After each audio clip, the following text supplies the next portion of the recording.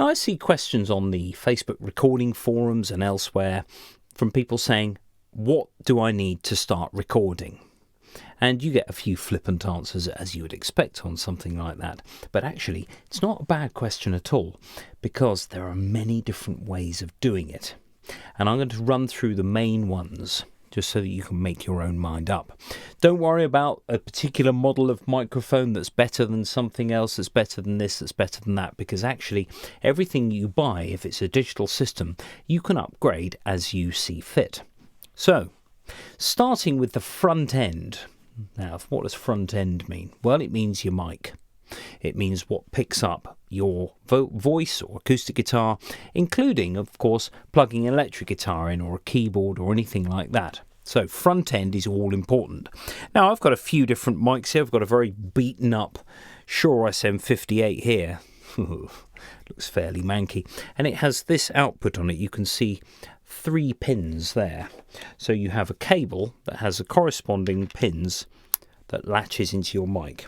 And then the other end, this one, plugs into something called an audio interface.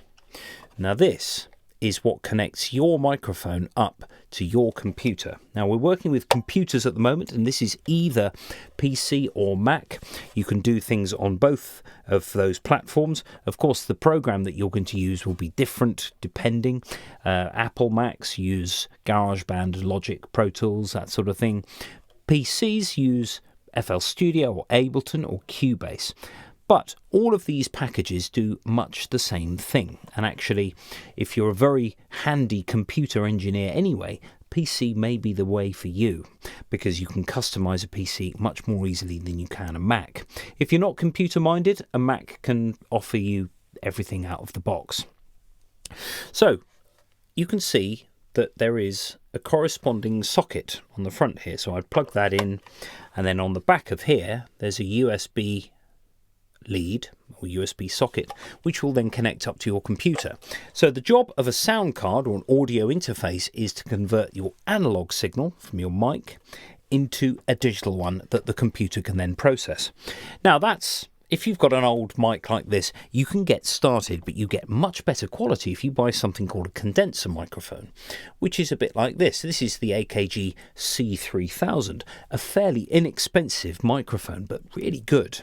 Very, very good mic, and you can get a long way with this before you'd need to maybe upgrade if you wanted, but you can still have a mic like this for other things like acoustic guitar or drums, for example. So that's a good worthwhile purchase. Now, these things, of course, require this audio interface, but there is another way. A couple of other ways, actually. You've got something like this. This is the Zoom H2. It's quite old now, but actually really good. It's a stereo recorder that you'd go out and record a gig with, or you could record podcasts or anything like that. But it can also act as an audio interface. On the side, you can see there's a mini USB socket there, which means that you can plug that into a computer and set this to be your audio interface. That's fine. It means you can capture stereo recordings and put them straight onto the computer. So if you've got something like this lying about anyway, you can use that. You can get these on eBay secondhand quite cheaply. But of course, check the operating system of everything before you take the plunge. Now, if you are iOS equipped, the iPhone or iPad, you could buy something like this. This is a microphone here that's actually got 2 mics, so it's a bit like this one. It's a stereo mic. So you can record in stereo and it plugs straight in to the phone or the iPad via the Lightning connector there. That's absolutely fine. So there are a few different roads you could go down. Now, this is the front end. This is how you get your information from your musical instrument or your mic into your digital audio workstation. Now, if you are guitar minded, you could have something like this with your iOS device, where you can plug a guitar in there and then you connect your iOS device like that. Now, going back to this audio interface here, We also have jack plugs on the front here which allow connection of electric guitars. So you can actually set that on here. You can either have the microphone input or the guitar. And then you can have a pair of headphones or speakers connected to this. Now, leaving aside the computer for the moment, because actually there are many different recording programs and apps which do much the same thing. It just depends what you want, whether you want to work with loops or whether you want to work with audio recording or whether you want to work with MIDI tracks, all of that sort of thing. Most computers now will accept a keyboard that you can plug in via USB for all of the sounds that are built into your app, like GarageBand for iOS, got pianos on it, so is Cubase, so have lots of other things. Now, the output of the computer, how are you going to hear back what you've recorded?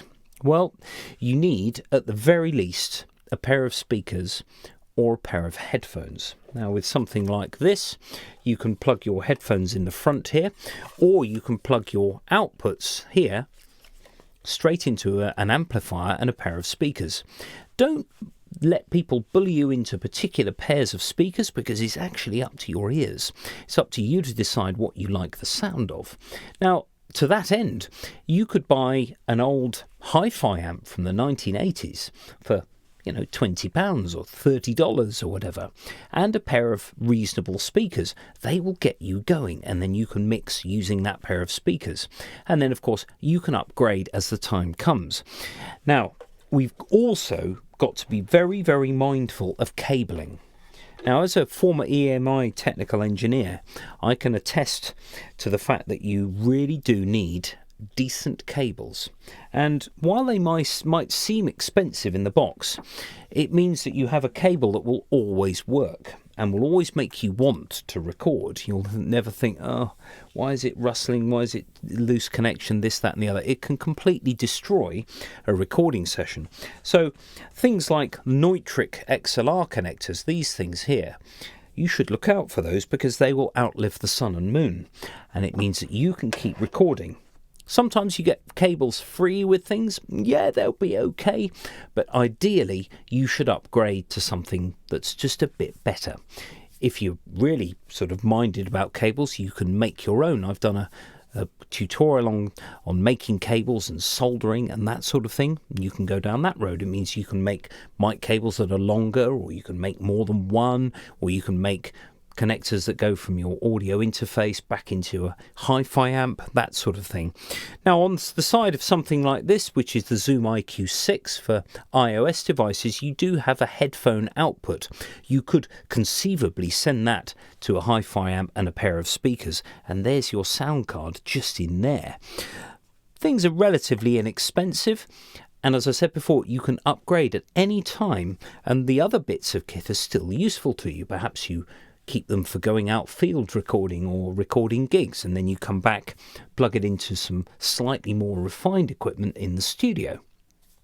So there you are. I hope that's not too much of a sort of I hope doesn't sound too complicated and too daunting, but really just having your front end device, a mic. You can buy USB mics as well, which goes straight into the computer. Samsung make one.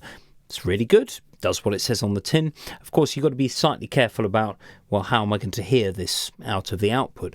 Having two different audio interfaces can be done, but it's a little bit fiddly sometimes. So you have your front end, which is your mic, which is analog.